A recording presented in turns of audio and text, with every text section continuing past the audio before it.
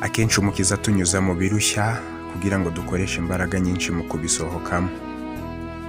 Ubugiraneza bwe bucya bwemera ko ibibazo byihariye bitugeraho kugira ngo kwihangana no kwizera kwacu bigeragezwe. Bityo Imana ikatwigisha isomo ryo kwiringira. Ibishaka kudusobanurira aho dukwiriye guhungiraho kugira ngo aduhe ubufasha n'imbaraga igihe tuzikeneye. Muri ubwo buryo turonkamo ubumenyi bushyizwe mu bikorwa bw'ubushake bwe twari dukeneye mu nararibonye y'ubuzima bwacu. Ukwizera gukomezwa n'intambara ishishana umuntu arwana ahanganye no gushidikanya n'ubwoba.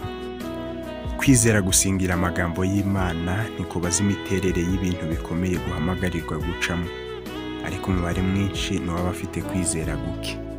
Kenshi bahorana ubwoba maze bakiremera ingorane. Buri munsi baba bakikijwe n'ibihamya by'urukundo rw'Imana, buri munsi bahabwa ibyiza by'ubugiraneza bwayo ariko ntibabona imigisha yayo. Inkomyi bahura nazo aho kubegeranya n'Imana zibatandukanya nayo kuko zibatera kwinuba no kwivovota. Ntabwo dukwiriye kwizera ari uko tubonye cyangwa twumvise Imana ikora, tugomba kwiringira amasezerano yayo. Igihe tuyisanze dufite kwizera, tugomba kwiringira ko ibyo twayisabye byose byakabaga by'umutima wa Kristo. Yesu aduhamagarira kumusanga, azadutura umutwaro ituvuna maze atwikoreza umutwaro we, kandi umutwaro we uroroshye kandi nturemereye. Inzira duhamagarira kunyuramo ntabwo yari kudutera ingorane n'imwe iyo dukomeza kumukurikira. Igihe dutandukira inzira y'inshingano niho inzira idukomerera kandi kuzuramo amahwa.